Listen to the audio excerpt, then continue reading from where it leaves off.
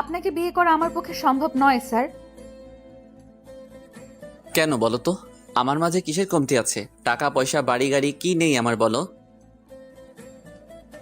চরিত্র বলে কিছু নেই আপনার। শুধুমাত্র টাকা পয়সা থাকলেই ভালো মানুষ হওয়া যায় না। একজন ভালো মানুষ হতে হলে সুন্দর স্বচ্ছ চরিত্রের অধিকারী হতে হয়। বুঝতে পারলেন? যার ছিটে ফোটাও আপনার মাঝে নেই। তুমি কিন্তু বড্ড বেশি বাড়াবাড়ি করছো কণ্ঠ। বাড়াবাড়ি আমি না, আপনি করছেন স্যার। আর খবরদার আমাকে কণ্ঠ বলে ডাকবেন না। কেন এই নামে আমি ডাকতে পারবো না তোমায়? কি সমস্যা?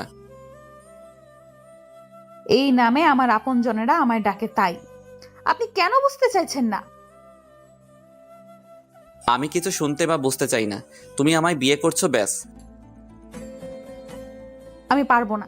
তাছাড়া আপনার লজ্জা করে না? আপনার পরিবারের কথা তো অন্ততপক্ষে ভাববেন। আপনার ওয়াইফ আছেন, ছেলে মেয়ে আছে, আর আপনি? ছি! মেলিহাকে আমি ডিভোর্স দিয়ে দেব, তুমি চিন্তা করো না। তোমার কোনো অসুবিধা হবে না। আপনার কিভাবে মনে হলো যে আমি অন্য কারো ঘর ভেঙে সেই ঘরে সংসার করব? আমার কি বিবেকবোধ লোপ পেয়েছে? আমাকে এতটা নীচ মন মানসিকতার ভাবেন আপনি? ও, আমি বললেই দোষ? হ্যাঁ, দোষ। আমি আগামীকালই আমার রেজিগনেশন লেটার জমা দিয়ে দিব। তুমি রিজাইন নিলে ওই সৈকতের চাকরিও থাকবে না। ওর জন্যই তুমি আমায় বিয়ে করছো, তাই না? মানেটা কি? কি শুরু করেছেন আপনি? মিস্টার সৈকত সাহেব আমার একজন কলিগ আর ভালো বন্ধু। আমার চাকরি ছাড়ার সাথে ওনার চাকরি যাবার কি সম্পর্ক? কারণ তুমি ওকে ভালোবাসো। কারোর সঙ্গে হেসে কথা বললেই বুঝি তাকে ভালোবাসা হয়? আমি অত সব জানি না, তোমাকে আমার চাই, ব্যাস। আমার আগের স্বামীর সাথে আমার সংসার করা কেন হয়নি জানেন? সেও আপনার মতো লম্পট দুশ্চরিত্র ছিল। আপনি ভাবলেন কি করে যে ওই একই চরিত্রের অধিকারীকে আমি বিয়ে করব? তাহলে সৈকত চাকরিটা হারাচ্ছে, নিশ্চিত থাকো।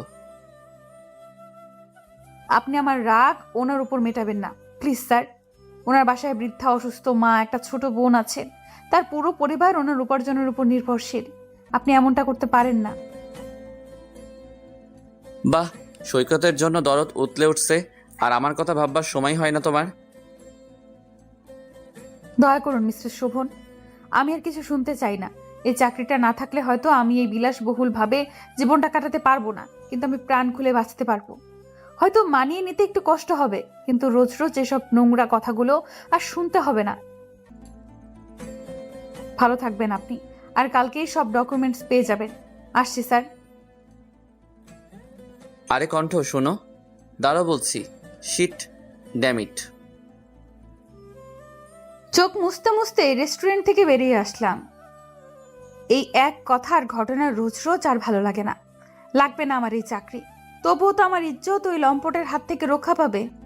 আমি শায়রে আজাদ কণ্ঠ, একটি মাল্টিন্যাশনাল কোম্পানিতে জব করছি। আমার বয়স 27 বছর। এই চাকরির বয়স 11 মাস। আর এতক্ষণ যার সাথে কথা বলছিলাম সে কোম্পানির এমডি। জয়নিং এর সময় থেকে তার এসব আচরণ মুখ বুজে সহ্য করে আসছি, কিন্তু আজ তিনি সব সীমা অতিক্রম করে ফেলেছেন। আর সম্ভব নয়। ও বলে রাখা ভালো, আমি ডিভোর্সি। 2 বছর আগে আমার স্বামীর সাথে আমার সম্পর্কটার ইতি ঘটে। তার সাথে 4 বছর ঘর করেছি। সে অনেক আগের কথা। সে এখন তার নতুন সংসারে খুব ভালোই আছে।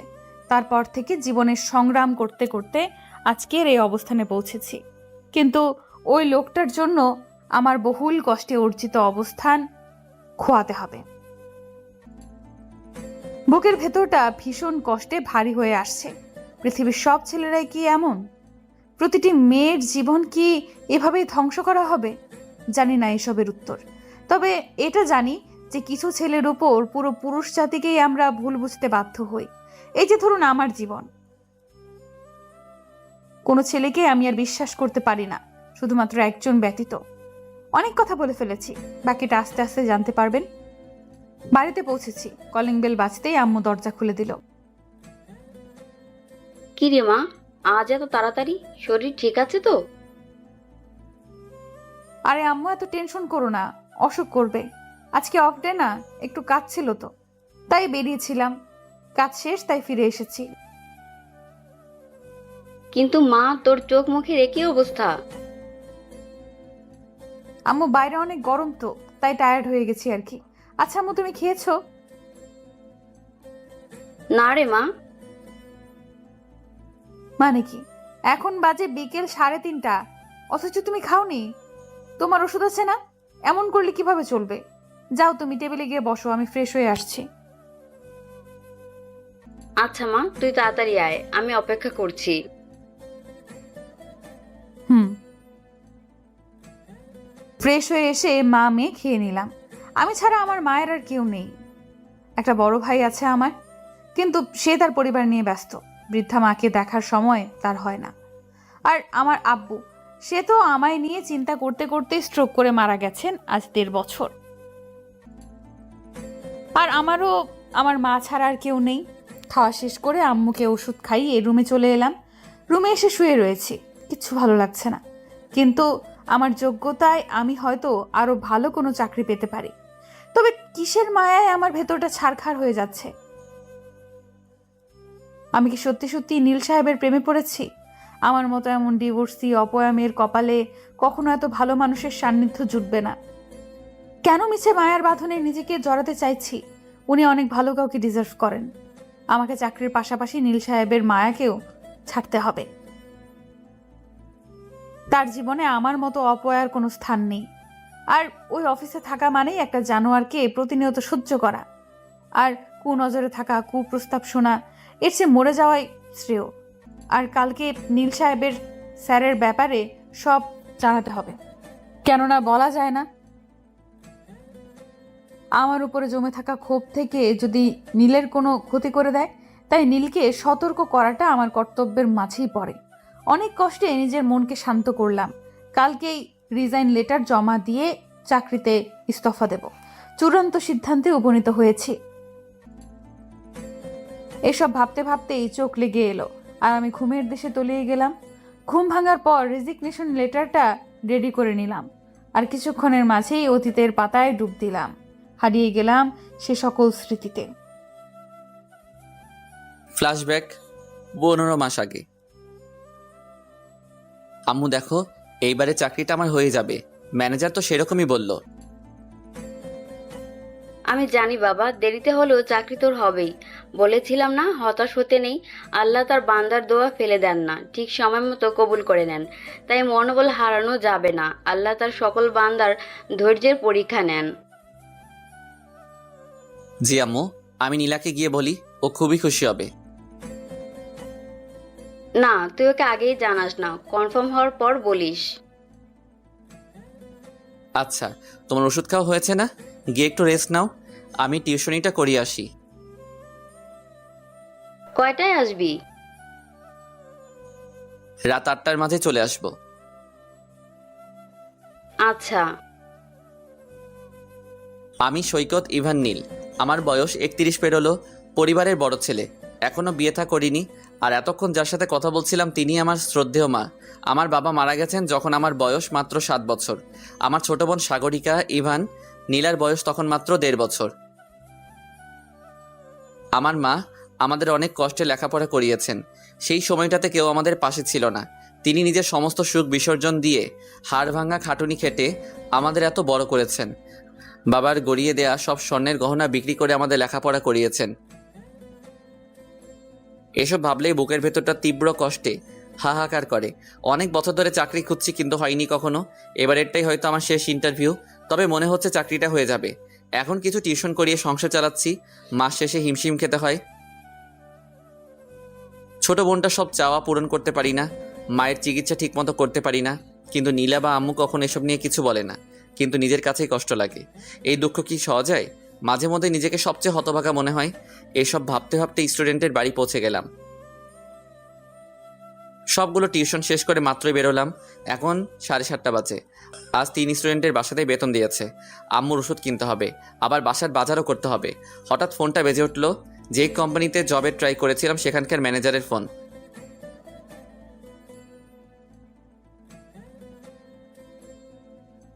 রিসিভ করলাম। হ্যালো। জি, সৈকত ইভান নীল বলছি। কি সত্যি বলছেন? আচ্ছা, কবে থেকে জয়েনিং? কাল থেকেই। ওকে, আমি সব ডকুমেন্টস নিয়ে আসবো। অবশেষে চাকরিটা আমার হয়েছে, কি যে খুশি লাগছে। বাসার জন্য মিষ্টি নিয়ে যাই। সব কাজ শেষে বাড়িতে পৌঁছাচ্ছি, কলিং বেল বাজালাম। আম্মু দরজা খুলে বলল, আয় বাবা, ভেতর আয়। আম্মু নীলাকে ডাকো। এ কি বাবা, এত বাজার করেছিস কেন? আর মিষ্টি? নীলা নিশ্চয়ই আবার তোর কাছে বায়না করেছে। এই মেয়েকে নিয়ে আমি আর পারি না। ছেলেটা আমার এত কষ্ট করে মাথার ঘাম পায়ে ফেলে সংসার চালায়, আর ওর শুধু আবদার, এটা চাই ওটা চাই, খালি চাই আর চাই। আহা আম্মু, কাঁদছো কেন? আর আমি কি একটাবারও বলছি নীলা আমার কাছে বায়না করেছে? আমার চাকরিটা হয়ে গেছে আম্মু, তাই বাজার করেছি বেশি করে, আর মিষ্টি এনেছি। বাবা, সত্যি তো চাকরি হয়েছে? হ্যাঁ, এবার চোখ মুছো। নীলা কই তুই? এই তো আমি ভাইয়া, বলো ডাকছো কেন? আগে মিষ্টি মুখ কর, আমার জব হয়ে গেছে রে বোন। ওয়াও ভাইয়া, এত বড় একটা নিউজ, আমার খুব ভালো লাগছে, আমি খুব খুশি ভাইয়া। এবার থেকে তোর যা লাগবে সব বলবি আমায়। হুম। আম্মু তুমিও খাও, হা করো। আরে থাম, এই তো নিয়েছি। এরপর থেকে আমাদের ভালো দিন আসতে লাগলো। সারাদিন অফিস, আর দিন শেষে আমার পরিবারের সাথে কাটানোর সময় আমার মাসিক বেতন 70,000 নির্ধারিত হয়। বেশ স্বাচ্ছন্দ্যেই আমার চাকরি জীবন চলছিল। 4 মাস পর একটা মেয়ে চাকরিতে জয়েন করে। মেয়েটা বেশ আলাদা, খুব চুপচাপ, যাকে বলে ইন্ট্রোভার্ট, কিন্তু তার নামটা যথেষ্ট সুন্দর, সায়রী আজাদ কণ্ঠ। কিছুদিনের মাঝে ওর সাথে আমার বেশ সখ্যতা গড়ে ওঠে। আমরা কলিগের পাশাপাশি খুব ভালো ফ্রেন্ড। ওর জীবনের ঘটনাগুলো শুনে খুব কষ্ট পেয়েছিলাম। মেয়েটা এইটুকু বয়সে কতটা কষ্ট সহ্য করেছে। অফিসে একমাত্র আমার সাথেই ও অনেক কথা বলতো, তবে অনেক কথাই নিজের মাঝে লুকিয়ে যেত। অফিসে আসার পর সব ঠিকই থাকতো, কিন্তু যখনই ও এমডি স্যারের রুমে যেত তখনই চুপ হয়ে যেত। জিজ্ঞেস করেছে অনেক, কিন্তু ও কথা এড়িয়ে গেছে। আমার দেখা মতে স্যার লোকটা বেশি সুবিধার না। ওনাকে ঘিরে অনেক মেয়েঘটিত ঘটনা রটেছে। আমার মনে হয় উনি কণ্ঠের সাথেও এমন কোনো আচরণ করেন, কিন্তু ও যদি চুপ থাকে আমি তো স্যারের বিরুদ্ধে কোনো স্টেপ নিতে পারবো না। যতই দিন যাচ্ছে ওর প্রতি একটা আলাদা টান, মায়া অনুভব করছি। আমার ওকে খুব ভালো লাগে, ইনফ্যাক্ট আমি ওকে ভালোবেসে ফেলেছি, কিন্তু কোনোভাবেই ওকে জানানো বা বলা হয়ে ওঠেনি। এভাবেই কেটে যাচ্ছিল দিন, আর আমার মনে ওর জন্য অনেক সুপ্ত অনুভূতি জন্ম নিচ্ছে। মেয়েটা রোজ তার নতুন নতুন গুণে আমাকে মুগ্ধ করছে। খুব পরিশ্রমী আর কর্মঠ একটি মেয়ের জলজান্ত উদাহরণ হলো কণ্ঠ। এক কথায় সুপার উইমেন, তবে কণ্ঠ বেশ রহস্যময়ী। ওর সব কথায় কাজে একটা কিন্তু রয়ে যায়। ওকে বুঝতে হলে প্রচুর গবেষণা করতে হবে বলে আমার মনে হয়। মেয়েটা কারোর সাথে বেশি মেশে না বা কথা বলে না, আর ছেলেদের পারতপক্ষে এড়িয়ে চলে। যদিও জানি ওর জীবনের ঘটনা, তবু বিষয়টি খুবই অদ্ভুত লাগে। ও কি তবে খুব বেশি ঘৃণা করে ছেলেজাতকে? আমি মাঝে মাঝে ভাবি ওর হাজবেন্ড ওর সাথে কেন এমন করলো। আজকের পৃথিবীতে ওর মতো ভদ্র সুশ্রী মেয়েকে নিজের জীবনে পাওয়াটা কত কঠিন, তাও আবার জীবন সঙ্গিনী হিসেবে। আমার খুব আফসোস হয়। আবার একটা কথা খুব জানতে ইচ্ছে হয়, আচ্ছা মানুষ কি কষ্ট দেওয়ার জন্য নিজের আপনজনকে বেছে নেয়, অথবা কেউ কি জেনে শুনে তাকে প্রচণ্ডভাবে ভালোবাসা মানুষটার বিশ্বাস ভরসা ধূলিসাৎ করে দিতে পারে? আম্মুর ডাকে আমার ধ্যান ভাঙল। আমি চকিত হয়ে সেই দিকে তাকালাম যেখানটায় আমার আম্মু রয়েছে। কি হয়েছে আম্মু, শরীর খারাপ লাগছে? আমায় ডাকলে যে? না বাবা, আমি ঠিক আছি, তোর সাথে কিছু কথা ছিল। তুমি বলো, কথা বলার জন্য অনুমতি চাইছো কেন? আসলে বড় হয়েছিস তো তাই। আমি তোমার কাছে এখনো সেই ছোট্ট নীল। তা বললে কি চলবে বাবা? আচ্ছা কি বলবে তুমি? আব্বু, এবার তুই বিয়েটা করে ফেল, বয়স তো পেরিয়ে যাচ্ছে। আমার দেখাশোনা করেই তো জীবন পার করে দিলি, এবার অন্তত পাখি নিজের কথাটা ভাব। করবো তো, সময় হলে ঠিক করব। এই কথা তো বিগত 4 বছর যাবৎ শুনিয়ে আসছিস।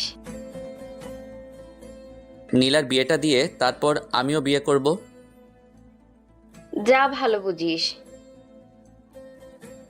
আর কথা বাড়াইনি, আর আম্মু বাড়াইনি। ঘুমানোর প্রস্তুতি নিলাম এবং একসময় ঘুমিয়ে পড়লাম।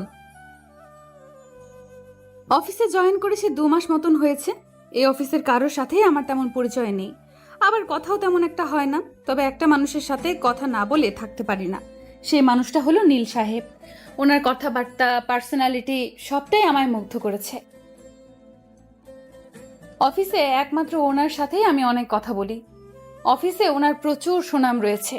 সবটাই ঠিক ছিল শুধুমাত্র একটি বিষয় ছাড়া, আর সেটা হলো অফিসের এমডি। ওনার কথা, চাল চলন সবটা যেন নোংরা কিছু ইঙ্গিত করে। আমি যথেষ্ট শালীনতা বজায় রেখে চললেও উনি পারেন না আমাকে চোখ দিয়ে সম্পূর্ণ গিলে খান। এত বাজে চাহনি ওনার। নীল সাহেব হয়তো বিষয়টা আন্দাজ করতে পারেন। সে সব সময় আমাকে অফিসে আপসেট হয়ে থাকার কারণ জিজ্ঞেস করেন, কিন্তু আমি বিষয়টা এড়িয়ে যাই, কারণ আমি চাই না আমার জন্য নীল সাহেব কোনো ঝামেলায় জড়িয়ে পড়ুক। উনি মানুষটা খুব ভালো, নিজের পরিবার ছাড়া কিচ্ছু বোঝেন না। খুব ভালোবাসেন নিজের মা আর ছোট বোনকে। তার আলোচনার মূল বিষয় তার পরিবার। এই জন্য অনেকেই বিরক্ত বোধ করলেও আমার খুব ভালো লাগে। এই দেখো, এত সব ভাবতে ভাবতেই অফিসে পৌঁছে গেছি। আমি রিক্সা থেকে নেমে ভাড়া মিটিয়ে অফিসে ঢুকতে নেব, ঠিক তখন কণ্ঠ, কারো পিছু ডাক শুনে দাঁড়িয়ে গেলাম। পিছনে ঘুরে যা দেখলাম তার জন্য আমি মোটেও প্রস্তুত ছিলাম না। আমার প্রাক্তন স্বামী ডেকেছিল আমায়। আমার ভালো থাকা হয়তো তার সহ্য হচ্ছে না। তার সাথে কথা বলার বিন্দু পরিমাণ ইচ্ছে আমার নেই। সে হয়তো আবার আমায় অপমান করতে আমার অফিস অবধি চলে এসেছে। আমি হাঁটতে শুরু করলাম আর পিছু ফিরে তাকাইনি। অনেকবার ডেকেছে, আমি দাঁড়াইনি। অতি দ্রুত হাঁটার কারণে কেবিনে ঢোকার সময় কারোর সাথে প্রচন্ড জোরে ধাক্কা খেলাম। তাকিয়ে দেখি নীল সাহেব আমায় আগলে ধরেছেন, নয়তো আমি পড়ে গিয়ে বড়সড় রকমের একটা আঘাত পেতাম। নিজেকে সামলে সোজা হয়ে দাঁড়ালাম। কণ্ঠ, আপনি ঠিক আছেন? জি। কি হয়েছে আপনার? এমন অন্যমনস্ক দেখাচ্ছে। আসলে কাজের একটু প্রেসার যাচ্ছে তো, তাই হয়তো টায়ার্ড দেখাচ্ছে। ও আচ্ছা। আমি আমার ডেস্কে যাচ্ছি নীল সাহেব। হ্যাঁ নিশ্চয়ই। তারপর আমি আমার ডেস্কে চলে এলাম। নীল সাহেব আমার সামান্য অন্যমনস্কতাও খুব সহজেই ধরে ফেলেন। মানুষটাকে যত দেখছি তত মুগ্ধতা ছেয়ে যাচ্ছি। কাজে মনোনিবেশের চেষ্টা করলাম, কিন্তু কিছুতেই পারছি না। আজকে কেন রাহাত এসেছিল? আমার জীবনে আবার কি অঘটন ঘটাতে চায় ও?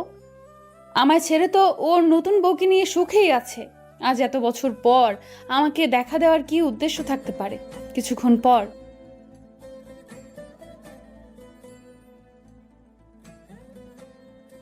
জি, আপনি যান, আমি আসছি। স্যার, আসবো? আসুন মিস কণ্ঠ। কোনো দরকার ছিল স্যার?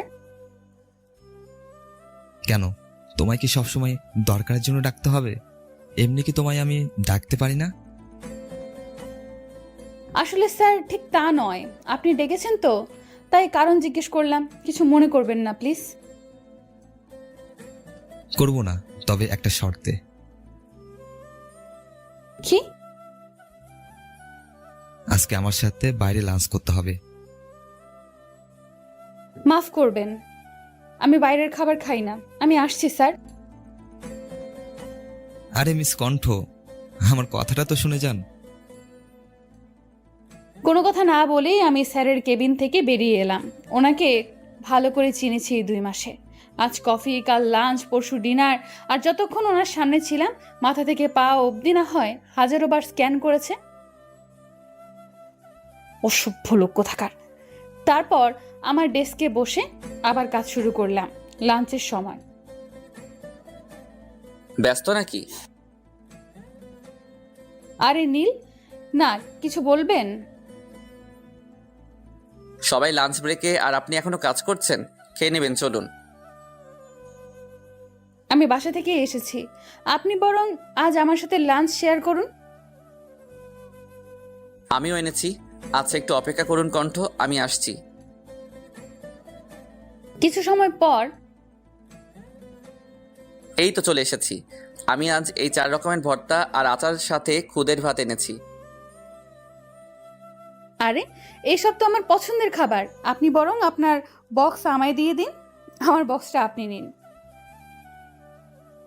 আরে বিরিয়ানি যে আমার অনেক পছন্দের, আপনার হাতের রান্না। জি। আচ্ছা, খাওয়া শুরু করুন। হ্যাঁ অবশ্যই, আপনিও করুন। অনেক মজা হয়েছে। বেশ কিছুদিন পর এত মজার খাবার খাওয়ার সুযোগ হলো। আপনাকে ধন্যবাদ নীল। আচ্ছা, এই রান্নাগুলো কে করেছেন? আজকে রান্নাগুলো তো খুব সহজ ছিল, তাই আমিই করেছি। আম্মু তো অসুস্থ আর নীলার পরীক্ষা চলছে। আপনার হাতের রান্না কিন্তু অসাধারণ, অনেক তৃপ্তি নিয়ে খেয়েছি। আজকে নীলের সাথে অনেক কথা বলেছি।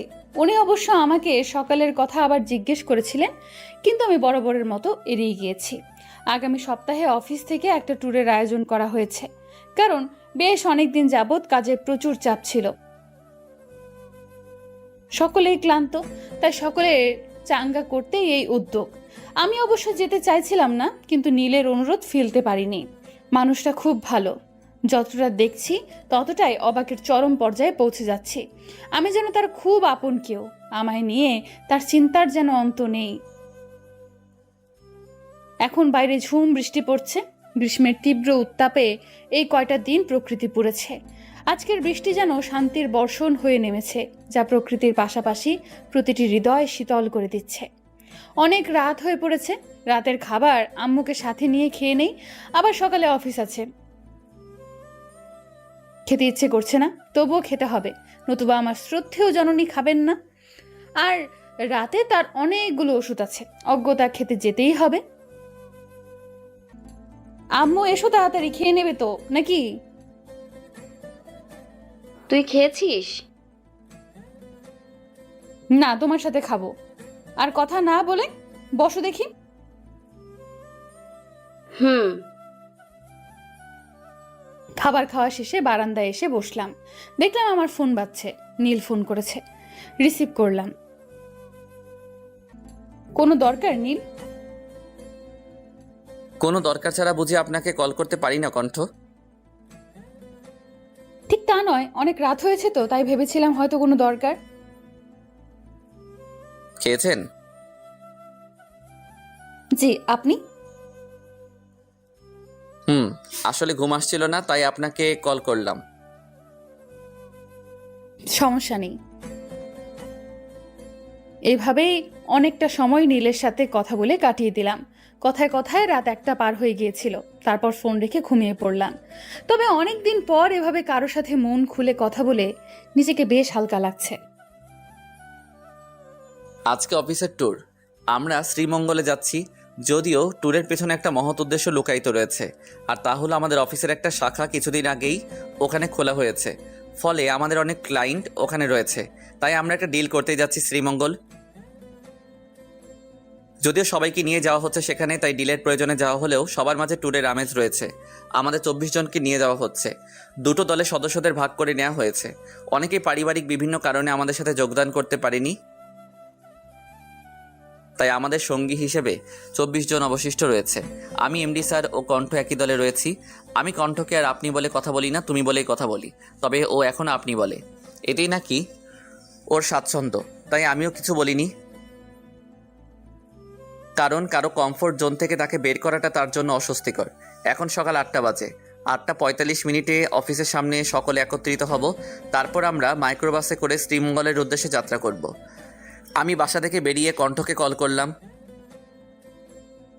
হ্যালো কণ্ঠ, তুমি বেরিয়েছো? না নীল, আপনি? আমি তোমার বাসার সামনে আসছি। আমার 5 মিনিট লাগবে, আমি বেরোচ্ছি। আচ্ছা, এসো তুমি। বেশ কিছুক্ষণ হাঁটার পর আমি কণ্ঠের বাসার সামনে পৌঁছালাম। অপেক্ষা করতে থাকলাম। হঠাৎ পরিচিত আওয়াজ শুনতে পেয়ে আওয়াজের উৎসের দিকে তাকিয়ে দেখলাম কণ্ঠ এসেছে। ও একটা তাঁতের শাড়ি পরেছে, সাথে ম্যাচিং হিজাব, আর মুখে কোনো প্রসাধনীর চিহ্ন নেই। বেশ লাগছে ওকে।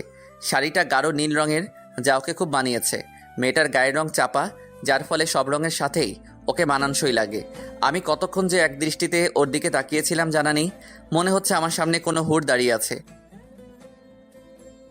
কখনো কোনো মেয়েকে দেখে আমার এমনটা অনুভব হয়নি। ওই প্রথম ব্যক্তি যাকে দেখে আমার সবটা থমকে গেছে। হঠাৎ শরীরে কোনো হাতের অস্তিত্ব পেলাম। ভালো করে তাকিয়ে দেখলাম কণ্ঠ আমায় ডাকছে। নীল, আপনার কি হয়েছে? কখন থেকে ডাকছি, আপনি কোনো সাড়াই দিচ্ছেন না। কোথায় হারিয়েছিলেন? আরে কিছু হয়নি, খেয়াল করিনি তোমার কথা। তা কোন খেয়ালে ডুবেছিলেন শুনি? তোমার খেয়ালে কণ্ঠ। কথাটা ফিসফিসিয়ে বললাম। কিছু বললেন? না কণ্ঠ, চলো তাড়াতাড়ি, গাড়ি মিস হয়ে যাবে। চলেন। কিছুক্ষণ পূর্বেই আমাদের মাইক্রোবাস ছেড়ে দিয়েছে। মোট 3টে মাইক্রো লেগেছে। আমি কণ্ঠ একই মাইক্রোতে। এমডি আমাদের পরের গাড়িতে রয়েছেন। তবে তিনি বেশ ক্ষুব্ধ হয়েছেন, কারণ কণ্ঠকে তিনি তার গাড়িতে উঠতে বলেছিলেন, কিন্তু ও কিছু উসিলা দিয়ে এই গাড়িতে রয়ে গেল। ব্যাপারটা স্যার কিছুতেই হজম করতে পারিনি, যা বুঝলাম। সে যাই হোক, ভালোই হয়েছে। গাড়ির ড্রাইভারের পাশের সিটে আমি বসেছি, আর কণ্ঠ, শিলা এবং মেহেক আমার পিছনের সিটে। তারপরের সিটগুলোতে কারা উঠেছে খেয়াল করিনি। আরে নীল ভাই, এত চুপচাপ কেন? আমি হেসে বললাম, এমনি। কি বলবো বলো? শুনেছি আপনি অনেক ভালো গান গাইতে পারেন। বাইরে ঝুম বৃষ্টি হচ্ছে, একটা গান তো হতেই পারে। কি বলো শিলাকণ্ঠ? না, গান অনেক আগে ছেড়ে দিয়েছি। গলা আর আগের মতো নেই। গিয়ে শুনান নীল সাহেব, দেখি আপনার গলা কতটা খারাপ হয়েছে। তবে তাই হবে, কিন্তু একটা শর্ত আছে। বেশ আগ্রহ দীপ্ত হয়ে কথাটা বলল কণ্ঠ। বলে ফেলুন নীল সাহেব, শুনি আপনার শর্ত। বেশ হেসেই কথাটা বললাম, আমি গান গাইবো, তবে আমার সাথে একজন ফিমেল আর্টিস্ট লাগবে। বিরক্তি নিয়েই বলল, আমি গান টান গাইতে পারি না বাবা। আমি শিলাকে প্রশ্নটা করলাম, শিলা তুমি গাইবে আমার সাথে? আর মনে মনে প্রার্থনা করছিলাম যাতে ওর উত্তরটি না হয়, কেননা আমার ইচ্ছা কণ্ঠের সাথে আমি গান গাইব। আর আমি জানিও খুব ভালো গান গাইতে জানে। না ভাইয়া, আমি তোমার সাথে গাইবো না। থাক, তোমাদের গাইতে হবে না নীল, আমিই গাইবো আপনার সাথে। আচ্ছা, আমি রিমঝিম বৃষ্টি ঝরে যায় গানটা গাইতে চাইছি। আজকের আবহাওয়ার সাথে বেশ জমবে এই গানটা। ঠিক আছে নীল, আপনি শুরু করুন। সবাই চুপ করে বসুন। আমি গাইতে শুরু করলাম। করতালিতে মুখরিত হয়ে উঠল গাড়ির ভেতরটা। সবার কাছে খুব ভালো লেগেছে আমাদের গান। কণ্ঠের গলা মারাত্মক রকমের সুন্দর। যতক্ষণ ওর গান শুনছিলাম যেন কোনো ঘোরে হারিয়ে গিয়েছিলাম। মেয়েটা প্রচুর আবেগ দিয়ে গান গায়। পুরো রাস্তা জুড়ে সকলের আলোচনার কেন্দ্রবিন্দু ছিল আমাদের গাওয়া গান। প্রশংসা শুনতে শুনতে কানের পোকা বেরিয়ে যাবে বলে মনে হচ্ছিল, কিন্তু কণ্ঠ গান গাওয়ার পর থেকেই চুপ। পুরো যাত্রাপথে তেমন কথা বলেনি। কি হলো মেয়েটার? কষ্ট পেয়েছে কি? বেশ কয়েক ঘন্টা যাত্রা শেষে আমরা আমাদের গন্তব্যস্থলে পৌঁছালাম। বৃষ্টির কারণে অনাকাঙ্ক্ষিত বিলম্ব ঘটল। এই লম্বা জার্নি শেষে একদম ক্লান্ত হয়ে পড়েছি। আমাদের 24 জন সদস্যের মাঝে 3 দম্পতি রয়েছে, যারা আমাদের সাথে কটেজে উঠবেন না। তারা তাদের মতো করে কোনো হোটেলে উঠবেন। এমডি স্যারের এক কাজিনের বাসা রয়েছে শ্রীমঙ্গলে, তাই তিনি সেখানেই উঠবেন। বাকি রইলাম আমরা 17 জন, যার মাঝে 7 জন মেয়ে আমরা, আর বাকি 10 জন ছেলে। আমরা 4টা কটেজে উঠব। বড় কটেজ দুটোতে 5 জন করে ছেলে সদস্যরা এবং আমরা 7 জন থাকবো ছোট কটেজ দুটোতে। আমি, মেহেক ও শিলা একসঙ্গে থাকবো। ওদের সাথে বেশ ফ্রি হয়ে গিয়েছি আমি। ওরা খুব মিশুক। নীল, সাগ্রত ভাই, রাহাত ভাই, সৃজন ভাই ও শিথিল ভাই একসঙ্গে থাকবেন। এখন সময় বেলা 2টা। খুব ক্ষুধা লেগেছে আমার, আবার খুব ঘুমও পাচ্ছে। কি যে এক অস্বস্তিকর অবস্থা। ফ্রেশ হয়ে খেতে গেলাম। খাওয়া শেষে রুমে এসেই ঘুমিয়ে পড়লাম। হঠাৎ স্বপ্নে, নীল, আমি আপনাকে খুব ভালোবাসি। কথা বলবেন না? কি হলো নীল?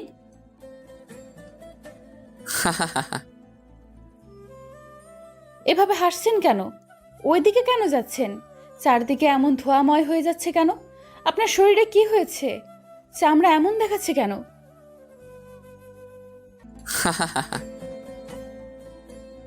নীল, কোথায় আপনি?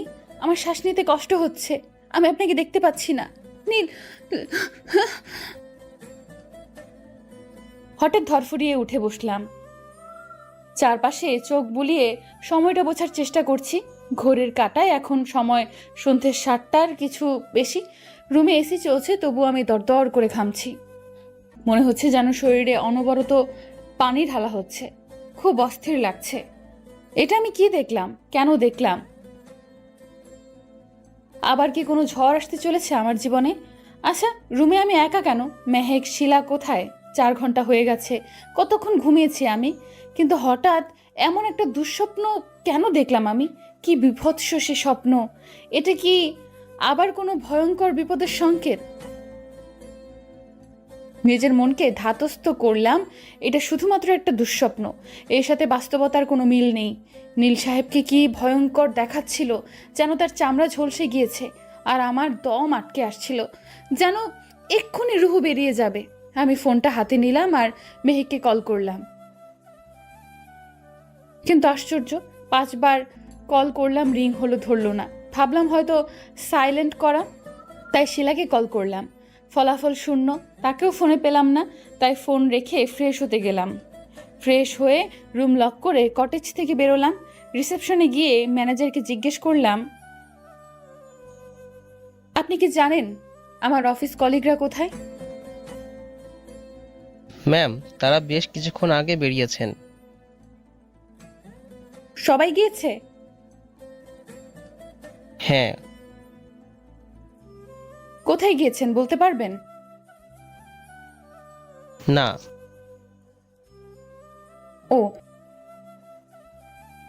আমি আবার কটেজে ফিরে যেতে উদ্যত হব, ঠিক তখনই ফোনটা ভাইব্রেট করলো।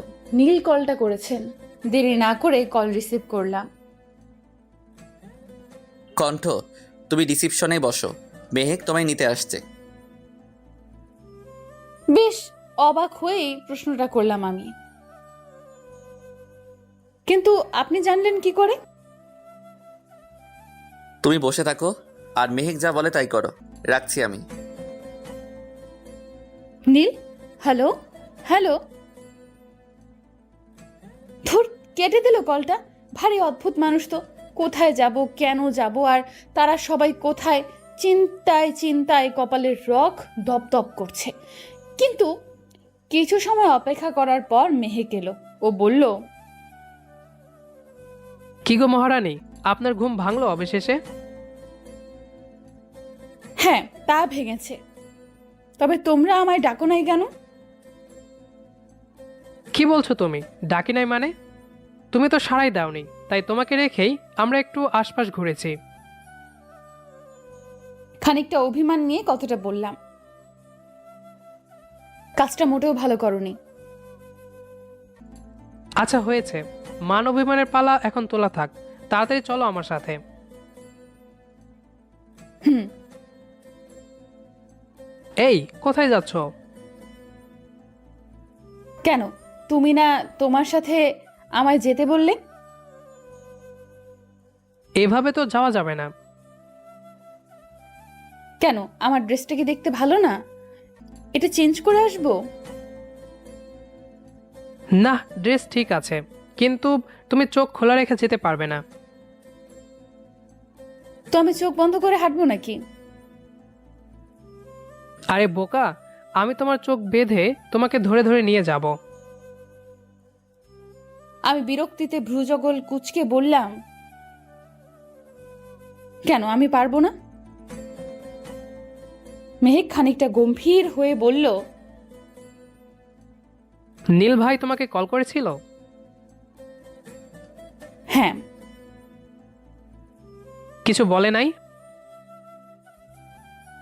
বলেছে অনেক কিছু। আমার কথা শুনতে বলে নাই? বলেছে, কিন্তু কোনো কিন্তু না, চুপচাপ আমার কথা শোনো। আচ্ছা। মুখ বাঁকাচ্ছ কেন? তোমায় মারতে নিয়ে যাচ্ছি না, হয়ে গেছে, চলো। শক্ত করে ধরবে কিন্তু, হোঁচট খেলে তোমার খবর আছে।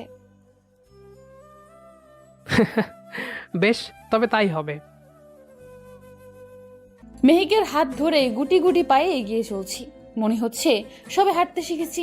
কেমন একটা অদ্ভুত অনুভূতি। আবার একটা বিষয়ে ভেবে খুব কষ্ট হচ্ছে। সামান্য এইটুকু পথ চোখ বন্ধ করে হাঁটতে কতটা কষ্ট হচ্ছে, অথচ যারা অন্ধ জন্মগতভাবেই, তাদের কষ্টের কথা মনে হলেই বুকের ভেতরটা হাহাকার করে ওঠে। আল্লাহ যেন কাউকে এই কষ্টের জীবন না দেন, এই দোয়া মনে মনে করছি। হঠাৎ পথ চলা বন্ধ হলো, অর্থাৎ আমরা আমাদের গন্তব্যস্থলে পৌঁছে গেছি। চোখের বাঁধন খোলার জন্য চোখে হাত দিতে যাব, তার পূর্বেই কেউ আমার হাত খপ করে ধরে ফেললো। হাতটা মেহেক নয়, তা বেশ বুঝতে পারছি। শক্ত বলিষ্ঠ কোনো পুরুষালী হাতের ছোঁয়া পেতেই শরীর বেয়ে এক শিরশিরানি অনুভূতি যেন ছুটে গেল। আমি কম্পিত গলায় কিছু বলতে যাব, তার পূর্বেই সেই হাতের মালিক আকুতির স্বরে বলে উঠল, আর কিছুক্ষণ অপেক্ষা করো কণ্ঠ। অবাক হয়ে প্রশ্ন করলাম, নীল আপনি? হ্যাঁ, এসো আমার সাথে। মেহেক কোথায়? সামনে আছে। আচ্ছা, নীল কি করতে চাইছে? উত্তরের অপেক্ষায় উত্তেজনা বেড়ে চলেছে। খানিকটা হাঁটার পর আমরা থামলাম। আমি এবার উচ্চস্বরেই বলে ফেললাম, আর কতক্ষণ এভাবে? আমি বোধহয় অন্ধ হয়ে যাব। কোনো সারা শব্দ পেলাম না। হঠাৎ কেউ আমার চোখে বাঁধা কাপড় সরিয়ে নিল। অনেকটা সময় অন্ধকারময় ছিলাম বলে আলোর সাথে মানিয়ে নিতে কিছুটা সময় লাগলো।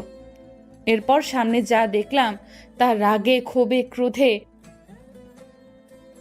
আমার শিরায় উপশিরায় যেন অগ্নিস্ফুলিঙ্গা ঝলকানি বয়ে গেল।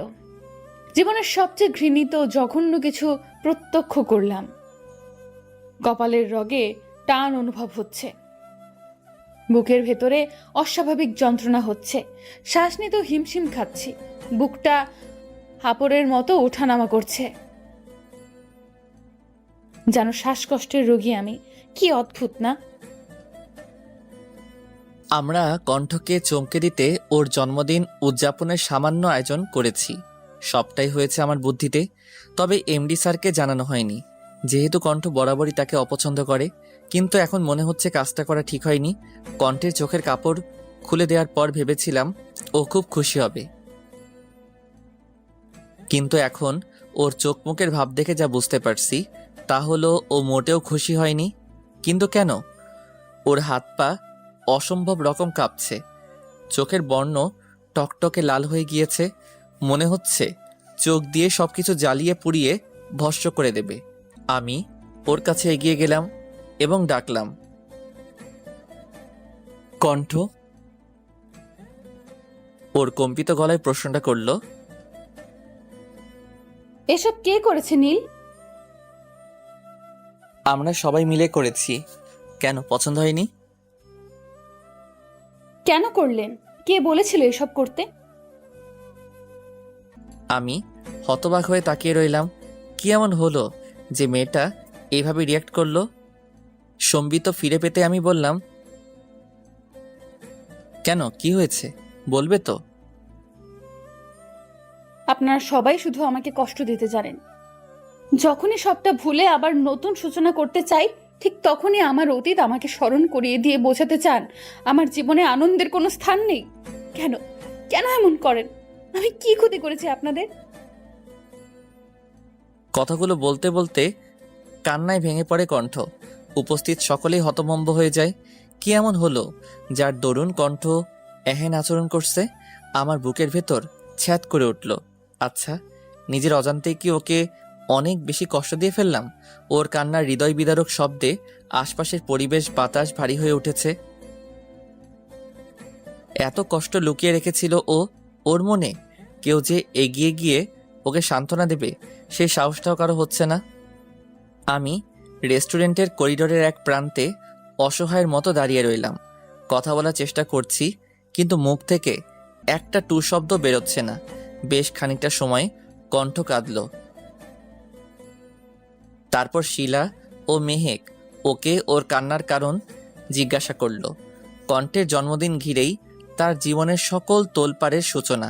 তার এক জন্মদিনে তার বড় ভাই নিজের স্ত্রীকে নিয়ে পরিবার ছেড়েছেন, পাড়ি জমিয়েছেন প্রবাসে।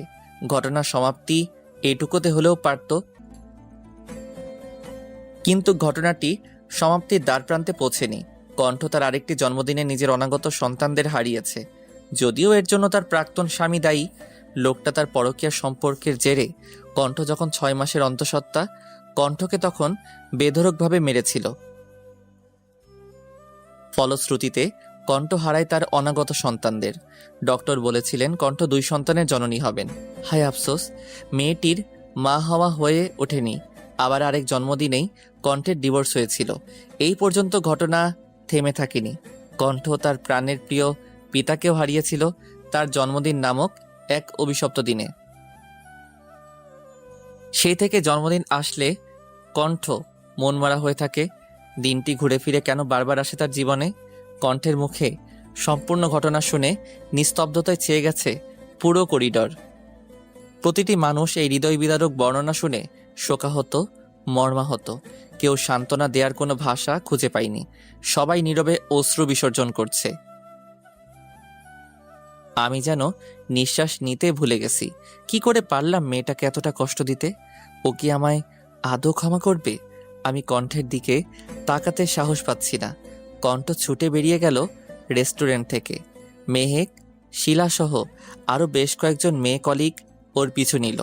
আমি ঠায় দাঁড়িয়ে রইলাম। কেটে গেছে 2টি মাস। তীব্র শীত জাঁকিয়ে বসেছে ঢাকা শহরে।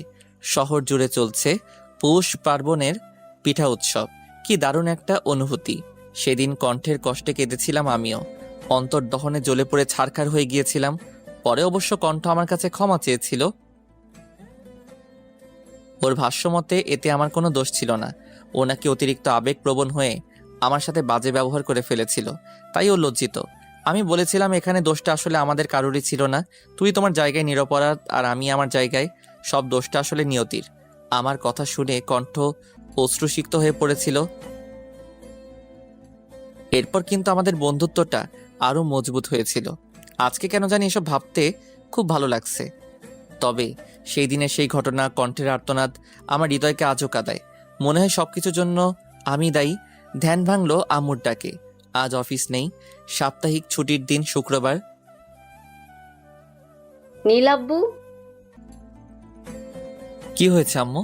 কিছু বলবে? হ্যাঁ বাবা। বলে ফেলো। অপেক্ষা করছো কেন? তুই এবার বিয়েটা করে ফেল। করব। কবে করবি বাবা? সময় হলেই করব। সেই সময়টা কবে আসবে শুনি? মা, নীলা কোথায়? কথা ঘুমাচ্ছিস? না তো। তোকে বলে কোনো লাভ নেই। আরে আম্মু, যা রাগ করে চলে গেল। আম্মুর সবসময় এক কথা, বিয়ে কবে করবি? আমার আর ভালো লাগে না। আমি কতবার বলেছি নীলাকে বিয়ে দেওয়ার পর নিজে বিয়ে করব। ওর লেখাপড়া শেষ হতে আর বেশি দিন বাকি নেই। আশা করা যায় আগামী 2 বছরের মাঝেই আমার বোনটার পড়া শেষ হবে। আমি ওর বিয়েটা খুব ধুমধাম করে দিতে চাই, তাই ওর জন্য কিছু টাকা জমিয়েছি। আমার আজকাল কেন জানি মনে হয় আমি হয়তো আর বেশি দিন বাঁচবো না। তাই আমার অবর্তমানে আমার পরিবারের যাতে কোনো কষ্ট না হয় সেই ব্যবস্থা করছি। আম্মুর চিকিৎসা আর নীলার বিয়ে এই দুটো দায়িত্ব পালন করতে পারলেই আমি মুক্ত। সেই লক্ষ্যে কিছু টাকা ব্যাংকে ডিপোজিট করে রেখেছি। হয়তো আমি না থাকলে আর যাই হোক, আমার পরিবারকে পথে নামতে হবে না। ভাবনায় বিচ্ছেদ ঘটিয়ে আমার ফোনটা বেজে উঠল। কণ্ঠের কল। উদগ্রীব হয়ে রিসিভ করলাম। নীল, বলো কণ্ঠ। আমার একটা অনুরোধ রাখবেন? প্লিজ, না করবেন না। সম্ভব হলে অবশ্যই রাখবো, বলো তুমি। অসম্ভব কিছু করতে বলবো না, আপনি রাখতে পারবেন। আচ্ছা, বলো তো কি। পৌষ পার্বণ উপলক্ষে পিঠে উৎসব চলছে। আমার পিঠে উৎসবে যেতে খুব ইচ্ছে করছে, নিয়ে যাবেন? কবে যেতে চাও? আপনার আপত্তি না থাকলে আজই। ঠিক আছে, তুমি বের হও, আমি আসছি। ধন্যবাদ নীল। ধন্যবাদ দিয়ে ছোট করো না প্লিজ। বেশ, তবে তাই হবে। তাড়াতাড়ি রেডি হও, 10 মিনিটের মাঝে আসছি। আচ্ছা, আসুন। নীলের সাথে কথা বলে চট করে তৈরি হয়ে নিলাম। আজকে হালকা করে সেজেছি। চোখে গাঢ় কাজল, পুরো মুখে হালকা ফেস পাউডার এবং ঠোঁটে একটা নুট কালারের ম্যাট লিপস্টিক। ব্যাস, আমার সাজ সম্পূর্ণ।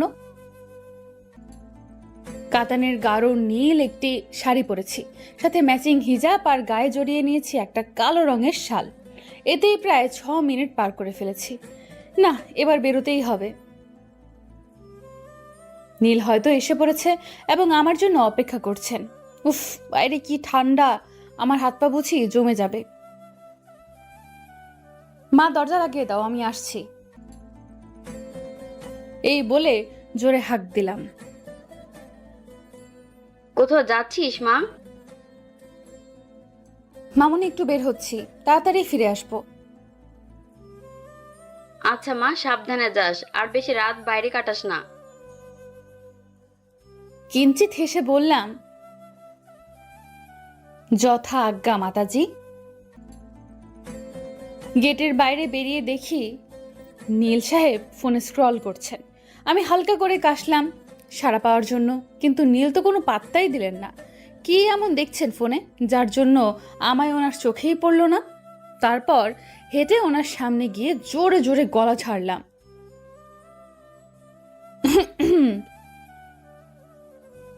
আরে কণ্ঠ, এসে পড়েছ? চলো রিকশায় উঠি। এসেছি তো সেই কখন, কিন্তু আপনি তো দেখলেনই না ফোন নিয়ে ব্যস্ত কিনা। খানিকটা খোঁচা দিয়ে কথাটা বললাম। কেন যেন ওনার দৃষ্টি আকর্ষণ করতে না পেয়ে রাগ হচ্ছে, ভীষণ রকমের রাগ। মিষ্টি হেসে বললেন নীল, ও তাই বুঝি, সরি গো, আর হবে না। কি মায়াময় মুখায়ব, কতটা স্নিগ্ধ তার হাসি, কতটা গভীর তার চোখের চাহনি। দেখলেই মনে হয় এই বুঝি কোনো মায়াজালে জড়িয়ে পড়েছি। আর তার মুখের এই গো ডাকটা শুনে শরীর জুড়ে বয়ে গেল এক অদ্ভুত অনুভূতি। মনের মাঝে লোভ জমছে। ইস, যদি রোজ এই ডাকটা শুনতে পেতাম, যদি পেতাম। ভাবনার সাগরে হাবুডুবু খাচ্ছিলাম, তবে তা ছিল ক্ষণস্থায়ী। এই কণ্ঠ, কি ভাবছো বলো তো? রিকশায় উঠবে না? কিছু না, চলুন। সূর্য ডুবেছে, ঘন্টাখানেক পড়বে। অন্ধকার জেগে বসেছে শহর জুড়ে। তবে রাস্তায় ল্যাম্পপোস্টে, দোকানের লাইট আর বাসাবাড়ির লাইটের আলোয় আলোকিত চারপাশ। ঠান্ডা বাতাসের ঝাপটা এসে স্পর্শ করছে সারা অঙ্গ। রিকশা ছুটে চলেছে গন্তব্যের খোঁজে, আর পাশে বসে আছেন নীল।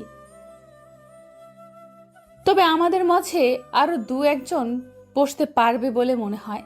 আচ্ছা, সময়টা যদি এখানেই থমকে যেত তবে কেমন হতো? 1 কাপ চায়ের বড্ড অভাব।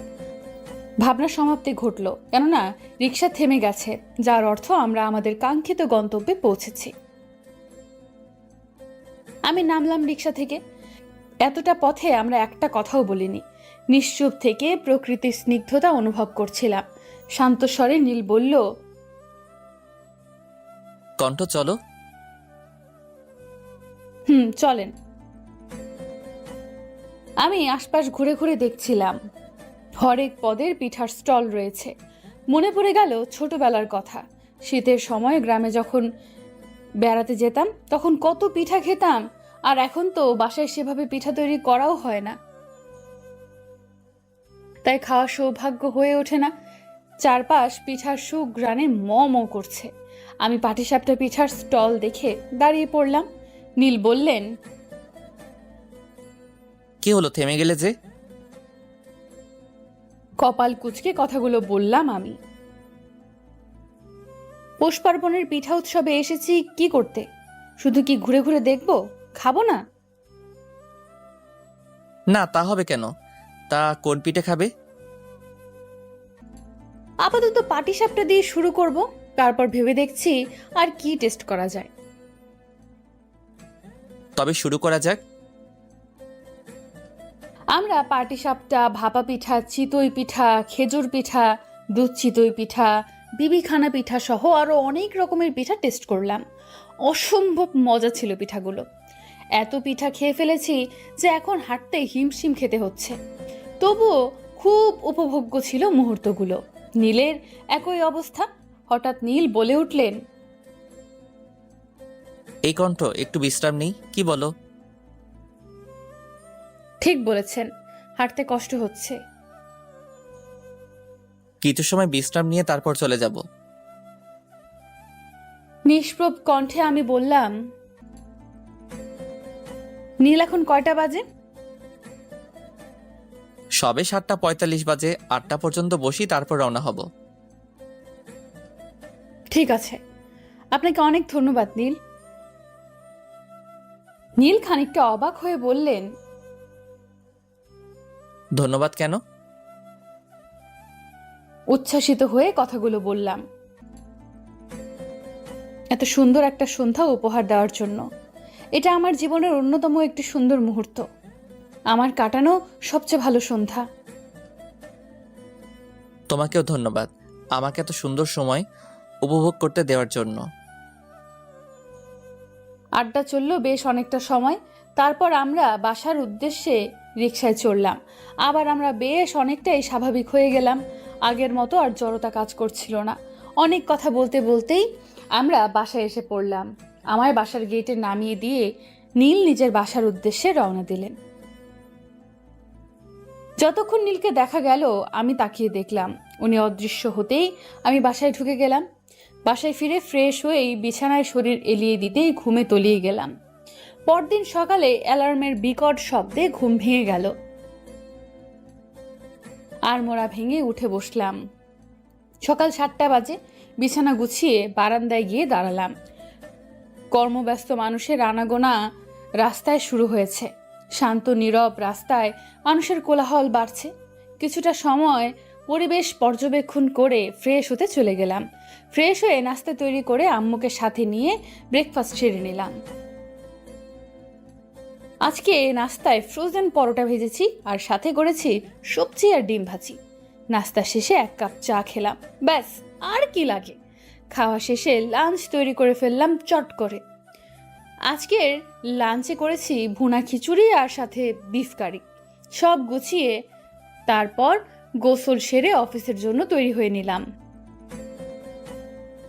এই শীতের সকালে গোসল করে আসাতে ঠান্ডা কম লাগছে। 9টায় অফিস, তাই 8:40-এ বেরোবো।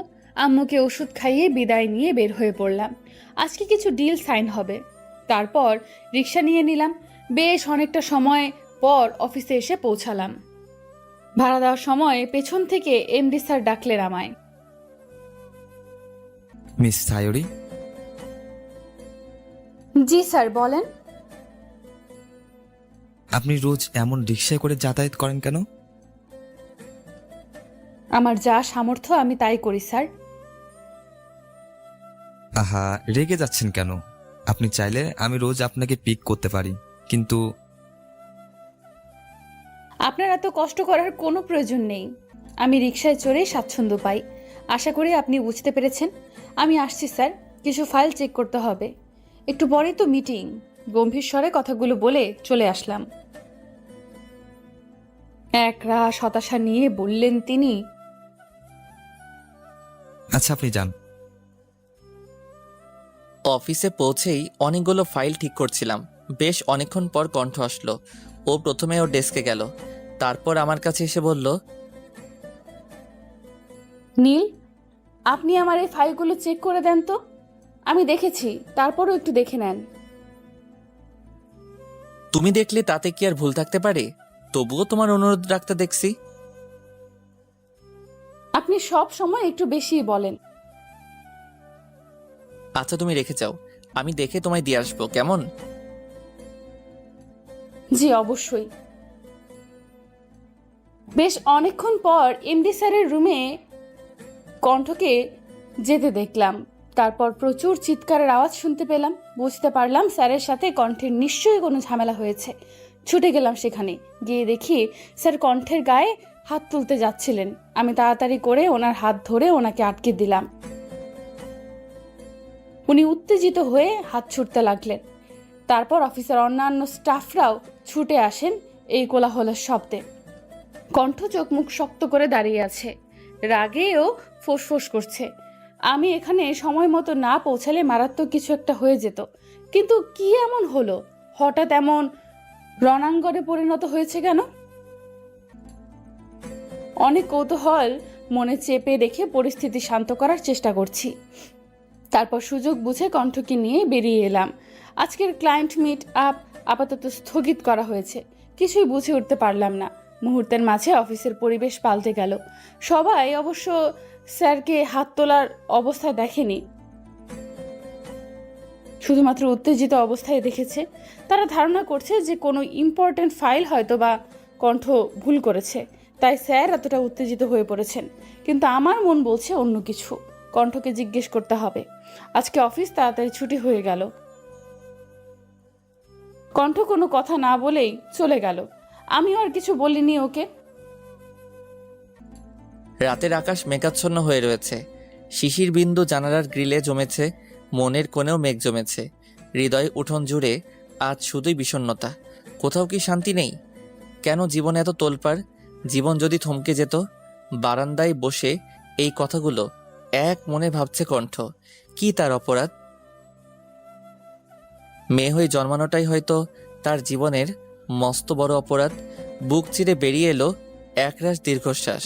আজকে এমডি স্যার আবারও কণ্ঠকে অপমান করেছে। নীলের সাথে দু চারটা কথা হেসে বলেছে বলেই কি সে বেহায়া? এতটা নীচ কেন মানুষের মন মানসিকতা? রেগে গিয়ে কণ্ঠ কম কথা শোনায়নি ওই লোকটাকে। পরবর্তীতে মিস্টার শোভন অবশ্য কণ্ঠকে কল করে দুঃখ প্রকাশ করেছে। প্রতি উত্তরে কণ্ঠ ছিল নিশ্চুপ। কালকে কণ্ঠকে শোভন একটা রেস্টুরেন্টে দেখা করতে বলেছে। কণ্ঠ জবাবে হ্যাঁ সূচক উত্তর করেছিল। যেহেতু অফিসে চাকরি করতে হবে, তাই বসের কথা না শুনে কি কোনো উপায় আছে? রাতে নীল অনেকবার কল করেছিল কণ্ঠকে, কিন্তু সে রিসিভ করেনি। তার মন পাড়া যে আজ বিষণ্ণতার চাদরে ঢেকে আছে, তাই এই বিষণ্ণতার সময়টা একান্তেই নিজের সাথেই কাটাতে ভালো লাগে তার। বর্তমানে হঠাৎ করেই হারিয়েছিলাম অতীতের পাতায়। ফোনের ভাইব্রেশনে ফিরে এলাম বর্তমানে। স্ক্রিনে স্যার লেখাটা জলজল করছে। লোকটা আসলে চাই কি? বলেছি তো তাকে আমি বিয়ে করতে পারবো না। এমন নির্লজ্জ বেহায়া মানুষ আমি আমার জীবনে দুটো দেখিনি। কলটা কেটে দিলাম। সময় এখন সন্ধ্যে 7:30। আকাশ মেঘাচ্ছন্ন হয়ে রয়েছে। আমার জন্ম হয়েছিল বোধহয় কষ্ট পাওয়ার জন্যই। হয়তো মৃত্যুই পারবে আমাকে এসব থেকে মুক্তির পথ খুঁজে দিতে। কিন্তু আমার আম্মুর কি হবে আমি না থাকলে? মানুষটা যে আমি ছাড়া আর কেউ নেই, ছেলে থেকেও নেই। এমন সন্তান গর্ভের কলঙ্ক। আল্লাহর কাছে একটাই প্রার্থনা সবসময় করি, আমার অবর্তমানে যেন আমার মায়ের কোনো কষ্ট না হয়। অনেক হতাশ আমি আমার জীবন নিয়ে। কত স্বপ্ন ছিল জীবন নিয়ে, অথচ সব স্বপ্নই রয়ে গেল, বাস্তবে রূপ পেল না। না হতে পারলাম কারো ভালোবাসার মানুষ, আর না হতে পারলাম মা, না হতে পারলাম জীবনে প্রতিষ্ঠিত। কি হলো, কেন হলো? সবটাই ধোঁয়াশা, যার নেই কোনো উত্তর। ভাবনা চিন্তারাও আজকাল খাপছাড়া হয়ে গেছে। আজ যদি নীলের মতো একজন জীবনসঙ্গী পাশে পেতাম, হয়তো তার কাঁধে আমার মাথাটা রেখে সব কষ্টগুলো দুজনায় ভাগ করে নিতাম। হতাশা হয়তো আমায় ছুতে পারতো না, কিন্তু সবটাই যে অবাস্তব। চিন্তার জগৎ থেকে বেরিয়ে এলাম। কালকে রিজাইন করছি, এটাই ফাইনাল। এবারে একটু ঘুমানোর চেষ্টা করতে হবে। এত জলদি কোনো দিন ঘুম আসবে না জানি, তবুও ঘুম ছাড়া কেউ শান্তি দিতে জানে না। ও নীলকে একটা কল করি, সবটা বলতে হবে ওনাকে। যেই ভাবা সেই কাজ। হ্যালো কণ্ঠ, তুমি ঠিক আছো? দুদিন যাবৎ কল পিক করছো না কেন? কি হয়েছে তোমার? কল রিসিভ করেই উদ্বিগ্ন স্বরে কথাগুলো এক নাগারে বলে শ্বাস নিলেন নীল। শান্তভাবে কথাগুলো বলল কণ্ঠ। আমি কোথাও পালিয়ে যাচ্ছি না। আগে একটা কথা বলেন তো, আপনি কোথায় এখন? ক্লান্ত স্বরে বলল নীল। আমি একটু বাজারে এসেছি। কালকে মাকে ডাক্তারের কাছে নিয়ে যেতে হবে তো, তাই সময় পাবো না। আবার বাসার বাজারও শেষ। আপনি কাজ শেষ করে আমাকে কল দিয়েন। আর শোনেন, তাড়াহুড়ো করতে হবে না। আচ্ছা রাখি তাহলে। আমি অফিস থেকে এই কিছুক্ষণ আগে বের হয়েছি। আমারও মনে হয়েছিল। অপরদিকে নীল নিজের দায়িত্বগুলো সঠিকভাবে সম্পূর্ণ করার কাজে মনোযোগ দিয়েছে। কেননা কণ্ঠের সাথে কথা বলার পর তার মন শান্ত হয়েছে। মনের যে অস্থিরতায় সে ভুগছিল, তা থেকে যেন খানিকটা মুক্তি সে পেয়েছে। আচ্ছা, এই মাছগুলো কি তাজা? হ মামা, লইয়া যান, এক্কেরে ফ্রেশ মাছ। আচ্ছা আমাকে এইগুলো দেন। কত টাকা হয়েছে? সব মিলাইয়া 1575 টাকা। আরে বেশি চাচ্ছেন কেন? অহন মাছের রেট একটু বেশি। মাছের আকাল পড়ছে ভাইজান। আচ্ছা দিয়ে দেন। মাছ কিনে নীল এগিয়ে গেল সবজির বাজারের দিকে। মাছ প্রায় শেষের দিকে, তাই হাতে খুব একটা বেশি টাকা নেই। সেই জন্য খুব হিসাব করে খরচ করতে হচ্ছে তার। এবার সবজির বাজারে গিয়ে নীল জিজ্ঞেস করলো, তাজা কিছু সবজি দেন তো। আর কি নিবা আব্বা? বেগুন, বরবটি, ফুলকপি, টমেটো আর আলু দেন আপাতত। আচ্ছা তুমি খারাপ আব্বা, আমি দিতাছি। কত টাকা হলো? সব হাফ কেজি করে দিছি, 365 টাকা। দিয়ে দেন। আজকের আর রিকশায় করে যাওয়া যাবে না। কালকে আবার আম্মুকে নিয়ে বের হতে হবে। হাতে বাড়তি টাকা না থাকলে সমস্যা। তাড়াতাড়ি পৌঁছে কণ্ঠকে একটা কল দিতে হবে। মেয়েটা কি যেন বলতে চাইছিল। এমনি দুদিন কোনো খবর ছিল না, আজ আবার অফিসেও যায়নি। এমন কি হয়েছিল সেদিন? এসব অনেক কিছু ভাবতে ভাবতেই বাড়ির পথে এগিয়ে চলছে নীল। হাতে তার অনেক বাজার, হেঁটে যেতে কষ্ট হচ্ছে সামান্য, তবে তার গায়ে মাখতে রাজি নয় নীল। বাড়ি পৌঁছে ডোরবেল বাজিয়ে দিল নীল। তার মা দরজা খুললেন। তিনি বলে উঠলেন চিন্তিত স্বরে, বাবা আজ এত দেরি করলে যে? বাজার শেষ হয়ে গেছে তো, তাই বাজারে গিয়েছিলাম। কালকে গেলেই তো পারতি। ভুলে গেলে? কাল তোমার অ্যাপয়েন্টমেন্ট আছে ডাক্তারের কাছে। আমি ফিরে এসে তোমায় নিয়ে যাব তো। সময় পাবো না বলেই আজকে কাজ ছেড়ে এলাম। সব দিকে খেয়াল থাকে তোর, আমি তো ভুলেই গিয়েছিলাম। কি যে বলো তুমি। যা ফ্রেশ হয়ে খেয়ে নে। তুমি আর নীলা খেয়েছো? হ্যাঁ খেয়েছি আমরা, এবারে তুইও খেয়ে নে। নীল ফ্রেশ হয়ে খেয়ে নিল, তারপর আমাকে কল করলো। দুবার রিং হতেই আমি রিসিভ করলাম। কি করছেন নীল? এই তো খেয়ে রেস্ট নিচ্ছি। তুমি? কিছু ফাইল চেক করছিলাম। এখন আপনাকে যা বলতে চেয়েছিলাম তা বলছি। বলো কি হয়েছে? যার দরুন দুদিন যাবত তোমার কোনো খবর ছিল না। নীল, চাকরিটা আমি ছেড়ে দিচ্ছি। কিন্তু কেন? অবাক হয়ে প্রশ্নটা করে বসলো নীল। অনেক কথাই আপনাকে বলার আছে, আমি বলছি, আপনি শুনুন সবটা। হ্যাঁ বলো তাড়াতাড়ি। কণ্ঠে নীলের তীব্র অস্থিরতা। অফিসে জয়েনিং এর শুরু থেকেই এমডি স্যারের চাহনি আমার কাছে অস্বস্তিকর ছিল। তখন তো শুধু তার চাহনিতেই সীমাবদ্ধ ছিল, কিন্তু আজকাল উনি বড্ড বেশি করছেন। আমাকে প্রায় উনি কিছু অপ্রীতিকর প্রস্তাব দিতেন, তবুও সবটা মেনে চোখ বুজে সহ্য করেছি, কিন্তু আর সম্ভব হচ্ছে না। বিশ্বাস করেন, আমি আর এসব নিতে পারছি না। তারপর উৎকণ্ঠায় নীল তার শব্দভাণ্ডার থেকে যেন সব শব্দ হারিয়ে ফেলেছে। সে তার কোনো কথা মুখ থেকে বের করতে পারল না। গত পরশু দিনের কথা মনে আছে আপনার, নীল? হুম। আমি আপনার সাথে সামান্য হেসে কথা বলেছিলেন, তাও ফাইল চেকের বিষয়ে কথা হয়েছিল আমার। তারপর আমি গিয়েছিলাম এমডি স্যারের কেবিনে। লোকটি আমাকে যাচ্ছে তাই বলে অপমান করলো। আমার অপরাধ, আমি অফিস টাইমে নাকি প্রেম করছি আপনার সাথে। আমি নাকি চরম বেহায়া, যার জন্য আমার ডিভোর্স হয়েছে। আমি তার প্রতিবাদ করেছি বলে গায়ে হাত তুলতে গিয়েছিল পর্যন্ত।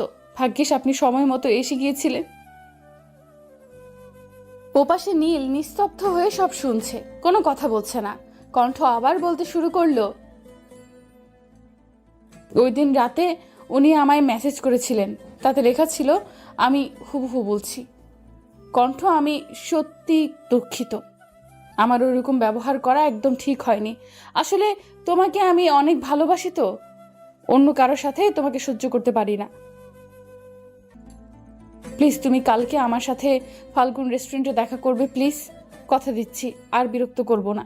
আমিও তার এমন সরল স্বীকারোক্তি দেখে তার সাথে দেখা করব সিদ্ধান্ত নিই। রেস্টুরেন্টে কি হলো কণ্ঠ? শান্তস্বরে জিজ্ঞাসা করলো নীল। বলছি, উনি আমাকে বিয়ের প্রস্তাব দিলেন। এর আগেও 2 বার দিয়েছিলেন। আমি প্রস্তাব নাকচ করে দেওয়ায় উনি বললেন, আপনার চাকরি নাকি থাকবে না, আর আমি নাকি আপনাকে ভালোবাসি। তা তোমার কি জবাব ছিল? বাসো নাকি ভালো আমায়? আমার জবাব ছিল, আপনি আমার ভালো বন্ধু, আমার কলিগ, কিন্তু আমাদের মাঝে এর বাইরে কোনো সম্পর্ক নেই। ও, দেখা যাক কাল কি হয়। তুমি নিজেকে অপরাধী ভেবো না। আমার চাকরি গেলে যাক, তুমি তোমার স্বাচ্ছন্দ্য বেছে নাও। আহা। কণ্ঠ প্রচণ্ড আফসোস করে কথাগুলো বলল। আপনার অনেক বড় ক্ষতি হয়ে যাবে আমার জন্য, কিন্তু এই চাকরিটা ছেড়ে দেওয়া ছাড়া যে আর কোনো উপায় দেখছি না আমি। আমায় ক্ষমা করবেন নীল। দেখা যাক না কি হয়। আচ্ছা রাখছি, তুমি ঘুমিয়ে পড়ো, আর প্লিজ টেনশন করো না। হুম। কলটা কেটে দিল কণ্ঠ। 24 মিনিটের দীর্ঘ কথোপকথনের পরিসমাপ্তি ঘটল অবশেষে, কিন্তু 2 প্রান্তে অবস্থিত নীল। কণ্ঠের উদ্বেগ উৎকণ্ঠা বেড়েই চলছে। কি ঘটতে পারে আগামীকাল? হয়তো বিষয়টি মেনে নেওয়া দুপক্ষের জন্যই কষ্টসাধ্য হবে। নির্ঘুম থেকে দুজনের রাত কাটল নানান মুখরোচক চিন্তাভাবনায়। রাতের শেষ প্রান্তে অবশ্য ক্লান্তির ভারে উভয় নেত্রযুগল বন্ধ হয়ে আসে। তারা হারিয়ে যায় ঘুমের ঘোরে। পরদিন সকালে নীল অফিসের উদ্দেশ্যে তৈরি হচ্ছে, তবে তার মনে অজানা আশঙ্কা। আশঙ্কাটা আসলে চাকরি হারানোর নাকি কণ্ঠকে হারানোর, তা ঠিক ঠাউর করতে পারছে না নীল। তবে অজানা ঝড়ের আশঙ্কায় নীলের মনের ভেতরটা প্রচণ্ড আনচান করছে। মনে হচ্ছে আজ কোনো ভয়াবহ ঝড়ের পূর্ব মুহূর্তের থমথমে নীরবতায় ছেয়ে গেছে হৃদয় উঠুন। এমন সময় নীলের কানে নীলার ডাক ভেসে এলো। সে বেরিয়ে এলো নিজের চিন্তার জগৎ থেকে, মনোযোগ দিয়ে নীলার কথায়। ভাইয়া আজকে কখন আসবি? আজকে বিকেল 4টায় বেরোবো। আসতে আসতে 20 মিনিট লাগবে হয়তো। ও, তাহলে আমি আম্মুকে রেডি করে রাখবো, তুই এসে খালি নিয়ে যাস। নীলা তুই খুব ভালো, তাকে তুই জানিস? ভাইয়া তোর হয়েছেটা কি? আমি তোকে খুব ভালোবাসি, কিন্তু কখনো প্রকাশ করতে পারি না। তোর সব চাওয়া পূরণ করতে পারি না। তোর এই অপদার্থ ভাইকে ক্ষমা করিস, আর আম্মুকে সবসময় দেখে রাখিস। ভাই তুই এসব বলছিস কেন? আমার ভালো লাগে না, আর বলবি না কখনো। তুই আর মা আমার পৃথিবী, তোদের দেখে রাখবো না তো কাকে দেখে রাখবো? হঠাৎ নীলের মা ছুটে আসেন নীলার চেঁচামেচি শুনে। ছেলেটা বের হচ্ছে, তা তুই সকালবেলা এমন চিৎকার জুড়ে দিলি কেন? আরে আম্মু ওকে বুঝি বলেছি বলে। মিষ্টি হেসে বোনকে বাঁচিয়ে দিল নীল। তুইও পারিস বটে, এখন যা অফিসে, দেরি হয়ে যাবে নয়তো।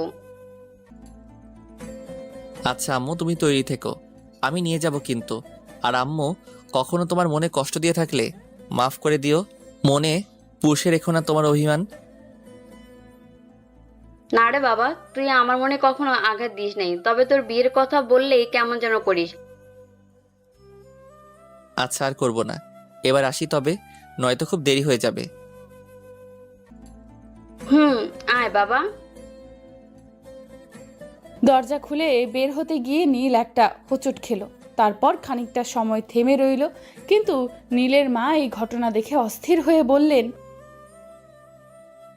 বাবা তুই একটু পরে বের হ, যাওয়ার পথে কেমন বাধা পড়লো।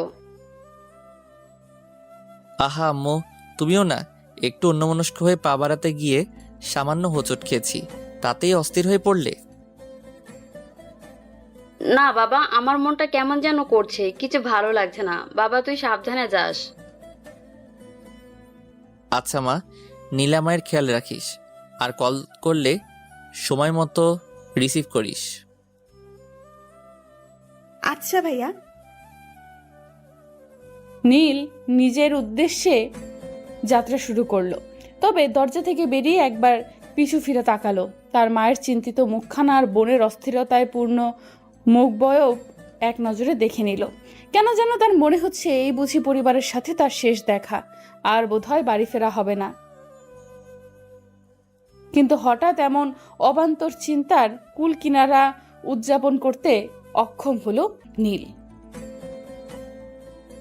অপরদিকে সকালে বাসার সব কাজ সেরে কণ্ঠ নিজের গুরুত্বপূর্ণ কাগজপত্র গুছিয়ে রওনা দিল গন্তব্যের উদ্দেশ্যে। বের হওয়ার পূর্বে সে তার বাঁকে দীর্ঘক্ষণ শক্ত করে জড়িয়ে ধরেছিল। তার মনে হচ্ছিল মাকে ছেড়ে দিলে বুঝি সে হারিয়ে যাবে।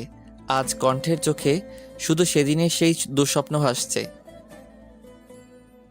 হঠাৎ চারিদিক ধোঁয়াময় হয়ে ওঠে, নীল হারিয়ে যায়, আর কণ্ঠের শ্বাস নিতে প্রচুর কষ্ট হয়। কিন্তু কেন আজকে এসব মনে পড়ছে কেন হঠাৎ? কি হতে চলেছে তবে নীল আর কণ্ঠের জীবনে? কেন তারা আজ এতটা শঙ্কিত? আছে কি এর কোনো উত্তর? অফিসে পৌঁছে কণ্ঠ দেখতে পেল এমডি বা নীল কেউই এসে পৌঁছায়নি। সে অপেক্ষা করতে থাকলো। 5 মিনিটের মাথায় মিস্টার শোভন তথা অফিসের এমডি এসে পৌঁছালো। একবার সে কণ্ঠের দিকে দৃষ্টিক্ষেপণ করলো, অতঃপর নিজের কেবিনে চলে গেল।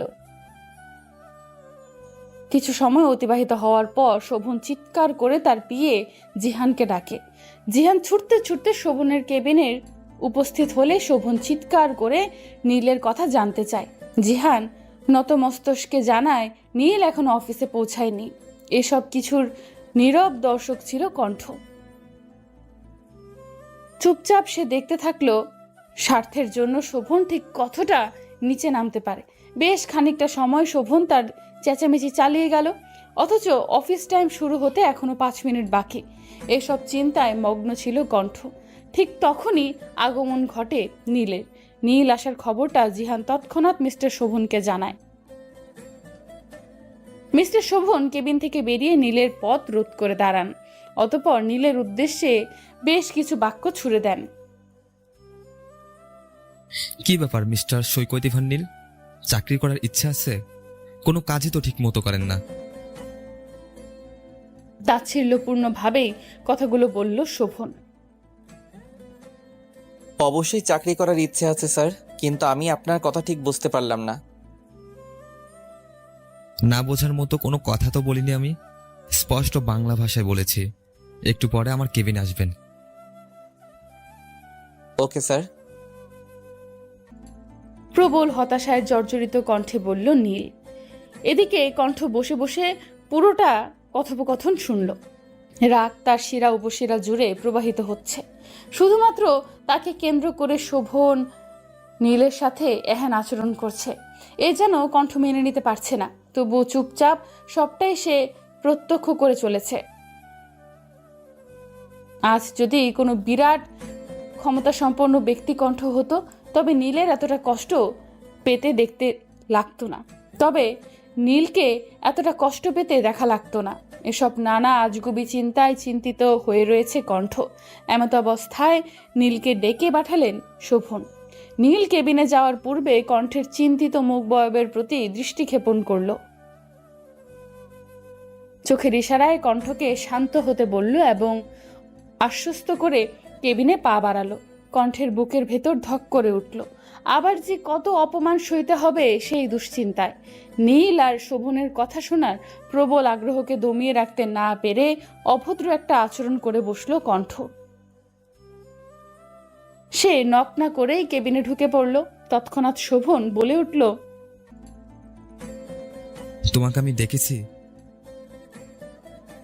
আসলে স্যার আমার রেজিগনেশন লেটারটা। কণ্ঠ কথা সম্পূর্ণ করার পূর্বেই তাকে থামিয়ে শোভন বলল, বাইরে গিয়ে বসো, আমি তোমার সাথে এই নিয়ে পরে কথা বলবো। স্যার আসলে আপনার সাথে কথা বলাটা জরুরি। কথোপকথন চলছিল। হঠাৎ এক পর্যায়ে ইলেকট্রিসিটি চলে গেল। পুরো কেবিন অন্ধকারাচ্ছন্ন হয়ে পড়ল। কেবিনের বাইরে প্রচুর কোলাহল, মানুষের চিৎকার। মুহূর্তেই পরিস্থিতি পাল্টে গেল। শোভনের মনে জমে থাকা ক্রোধ ভয়ে রূপান্তরিত হলো। কণ্ঠের দৃষ্টিপটে সেই ধোঁয়াটে স্বপ্ন ভেসে উঠল। আর নীলের চোখে তার মায়ের মায়াময় মায়াবয়ব আর নীলের হাস্যোজ্জ্বল চেহারা ভেসে উঠল। কণ্ঠ এগিয়ে গিয়ে কেবিনের দরজায় সামান্য একটু খুলতেই পুরো কেবিন ধোঁয়ায় আচ্ছন্ন হয়ে পড়ল। নীল বলল, কণ্ঠ দরজা চাপিয়ে দাও, আগুন লেগেছে বোধহয়। পুরো ফ্লোর ধোঁয়াচ্ছন্ন হয়ে পড়েছে। আমাদের বের হতে হবে তো। ইলেকট্রিসিটি নেই, লিফট বন্ধ হয়ে আছে, পুরো ফ্লোর অন্ধকার। এখান থেকে আমরা কিভাবে বের হব? আচ্ছা, আমি ফায়ার সার্ভিসকে কল করছি।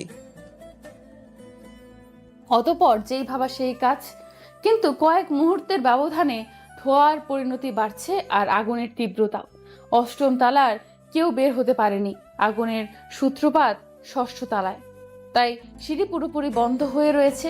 অষ্টম তালায় প্রায় 800 জন আটকা পড়েছে। খবরের শিরোনামে বড় বড় অক্ষরে লাল কালিতে ব্রেকিং নিউজ আকারে প্রচারিত হচ্ছে। সপ্তম ও অষ্টম তলায় আটকা পড়েছে প্রায় অর্ধশতাধিক। মুহূর্তের মাঝে কি থেকে কি ঘটে গেল। নীলা খবরের চ্যানেল পাল্টাতে গিয়ে এহেন একটা সংবাদ দেখে বাকরুদ্ধ হয়ে পড়ল। তাহলে তার ভাইয়া এখন কি অবস্থায় আছে? এসব ভেবেই শরীর হিমশীতল হয়ে আসে নীলার। দ্রুত সে নীলকে কল করে। একবার, দুবার, তিনবার এভাবে বহুবার কল দিতে থাকে সে, কিন্তু রিসিভ হয় না। অপরদিকে ঘটনাস্থলে এখনো ফায়ার ব্রিগেড পৌঁছাতে পারেনি। অষ্টম তলায় আটকে পড়া 28 জনের মাঝে নীল, কণ্ঠ ও শোভনও রয়েছে। তাদের প্রত্যেকের শ্বাসকষ্ট শুরু হয়ে গিয়েছে। কেউ স্বাভাবিক নিঃশ্বাস প্রশ্বাসের কার্যক্রম চালাতে পারছে না।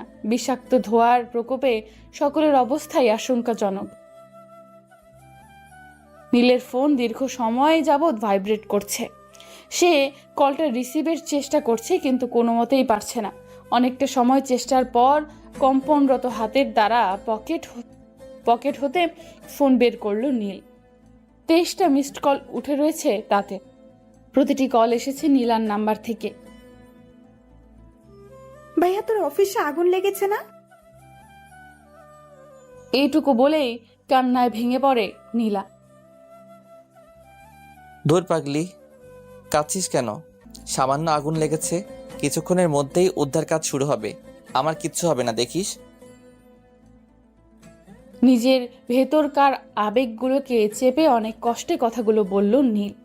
কণ্ঠ নীলের পাশেই বসে আছে এবং নীলের হাত শক্ত করে ধরে চেপে রেখেছে। কান্নারত কণ্ঠে বলল নীলা,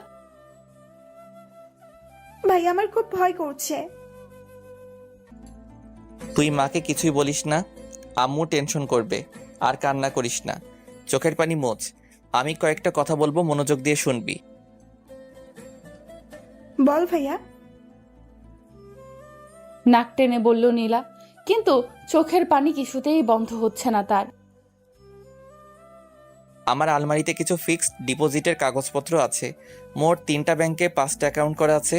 সব মিলিয়ে 6.5 লাখ টাকা আছে। আমার সারা জীবনের সঞ্চয়। তোর বিয়ে আর মায়ের চিকিৎসার জন্য জমিয়েছিলাম। জানি খুবই সামান্য, তবে কিছুদিন কষ্ট করতে হবে না। আর গুরুত্বপূর্ণ কথা শোন, আমার টেবিলের ড্রয়ারে একটা ডায়েরি আছে। ওখানে সবগুলো অ্যাকাউন্টের পিন নাম্বার সহ যাবতীয় তথ্য লেখা আছে। কি হলো, শুনছিস তো নাকি কেঁদেই যাচ্ছিস? আমি শুনেছি ভাইয়া। ভাইয়া তোর খুব কষ্ট হচ্ছে না রে? বলেই ডুকরে কেঁদে ওঠে নীলা। তা তো একটু হচ্ছেই। কাজের কথা শোন, তুই আলমারি খুলে কাগজপত্রগুলো খুঁজে দেখ, আমি লাইনে আছি। আর ডায়েরিটাও খোঁজ। না পেলে বল, আমার জমানো কিছু টাকা আলমারির নিচের তাকে কাপড়ের ভাঁজে আছে। সব খুঁজে দেখ জলদি। ভাইয়া আমি পারবো না। কথা কম বল আর চোখ মোছ। যা বলেছি তা শোন। নীলের শ্বাস নিতেই কষ্ট হচ্ছে। কলটা নীল কেটে দিল। নীলা রে, আমার মনটা যেন কেমন করছে। নীল আসবে কখন? এসে পড়বে হয়তো, কাছে আটকে গেছে। গলা স্বাভাবিক করে মায়ের ঘরের দরজার আড়ালে দাঁড়িয়ে বলল নীলা। চোখ থেকে তার অঝরে জল নির্গত হচ্ছে। ও, আমি নামাজ পড়ে রেডি হই। নীল নিয়ে যাবে তো? নীলা কোনো উত্তর দেয় না। কণ্ঠ অনেক চেষ্টা করে কথা বলার, কিন্তু তীব্র গলার জ্বালায় তা প্রায় অসম্ভব হয়ে উঠেছে। তবুও সে নীলকে উদ্দেশ্য করে বলে, নীল, আপনাকে একটা মিথ্যা কথা বলেছি গতকাল রাতে। আমি না আপনাকে খুব ভালোবাসি। আপনার সাথে ঘর বাঁধার স্বপ্ন দেখেছিলাম, কিন্তু নিয়তি আমাদের সহায় ছিল না। নীল, আপনাকে আমি খুব ভালোবাসি। জবাবে নীল শুধু বলে, আমিও। আর কিছুই সে বলতে পারে না, কাঁদতে থাকে। হঠাৎ নীল ও কণ্ঠ শোভনের দিকে দৃষ্টিপাত করে। শোভন অঝরে চোখের পানি ফেলছে। তাদের চোখাচোখি হতেই ইশারায় হাত জোর করে ক্ষমা চায়। নীল ও কণ্ঠ সেদিক থেকে চোখ ফিরিয়ে নেয়। কণ্ঠ বারবার পানি খেয়ে শ্বাস নেবার চেষ্টা করছে, আর নীল হাত দিয়ে ধোয়া সরাবার অনর্থক চেষ্টা চালাচ্ছে। স্বপ্নীল মেনশনের বাইরে উৎসুক জনতার তীব্র জটলা পেকেছে। অনেকেই স্বেচ্ছাসেবক, তবে দেখতে আসা লোকের সংখ্যাই বেশি। এদের মধ্যে আটকে পড়ার স্বজনদের আহাজারিতে এলাকার আকাশ বাতাস ভারী হয়ে উঠেছে। মিস্টার শোভনের স্ত্রী ও সন্তানরা বাইরে দাঁড়িয়ে কাঁদছে। তিনি মিস্টার শোভনকে কল করলেন, সাথে সাথেই রিসিভ হলো। আমাকে মাফ করে দিও। সারা জীবন তোমাকে ঠকিয়েছি। আল্লাহ হয়তো তার শাস্তি আমায় দিচ্ছেন। ছেলে মেয়েদের দেখে রেখো, ওদের মানুষের মতো মানুষ করো। আমার মতো মুখোশধারী হতে দিও না। এক নাগারে কথাগুলো বলে কান্নায় ভেঙে পড়েন শোভন। তুমি মহান। আমার মতো নিকৃষ্ট কীটের মুখে তোমার নাম উচ্চারণ করে তোমাকে কলঙ্কিনী করতে চাই না। ভালো থেকো, মাফ করে দিও। কলটা কেটে দিলেন শোভন। গগনবিদায়ী চিৎকারে ভেঙে পড়েন মিস শোভন। মাকে দেখতে পেয়ে সন্তানেরাও কান্নায় ভেঙে পড়ে। চারদিকে হৃদয় বিদারক দৃশ্য। অনেকেই বিল্ডিং থেকে লাফিয়েছেন বাঁচার আশায়, কিন্তু অতটা উঁচু থেকে পড়ে কেউ বাঁচতে পারেনি। আগুন নিয়ন্ত্রণে আনতেই পারছে না ফায়ার সার্ভিস। কি এক বিভীষিকাময় অবস্থা! আগুন জ্বলছে প্রায় 8 ঘন্টা যাবৎ। এখন পরন্ত বিকেল। থেমে থেমে অগ্নিস্ফুলিঙ্গ দেখা যাচ্ছে। অষ্টম তলায় কেউ বেঁচে থাকার সম্ভাবনা নেই। সকলেই তীব্র ধোঁয়ার শ্বাসকষ্টজনিত সমস্যায় ইহলোক ত্যাগ করেছে। অনেকগুলো লাশের সাথেই উদ্ধার হয় একজোড়া লাশ, যারা একে অপরের হাত শক্ত করে আঁকড়ে ধরে রেখেছে, যেন ছেড়ে দিলেই হারিয়ে যাবে। ঠিক ধরেছেন, নীল কণ্ঠ একত্রে হারিয়ে গেছে পৃথিবীর থেকে, সঙ্গে নিয়ে গেছে তাদের অপূর্ণ ভালোবাসা। সব পরিণতি পূর্ণতা পায় না, অপূর্ণ থেকেই হারিয়ে যায়। ঠিক তেমনি ঘটেছিল নীল ও কণ্ঠের সাথে। 43টা লাশের মাঝে তারাও ছিল। বাঁচার ইচ্ছে থাকলেও নিয়তির দোষে তা হয়ে ওঠেনি। আমাদের দেশে বিভিন্ন সময় অগ্নিকাণ্ডের আদলে গল্পটি লেখা। সব গল্পের শেষ একই রকম হয় না। গল্পটি আপনাদের কেমন লেগেছে অবশ্যই কমেন্ট করে জানাবেন। আমাদের গল্প ফেসবুকে শুনতে আমাদের পেজটি ফলো করুন। পেজের লিংক ডিসক্রিপশনে দেওয়া আছে।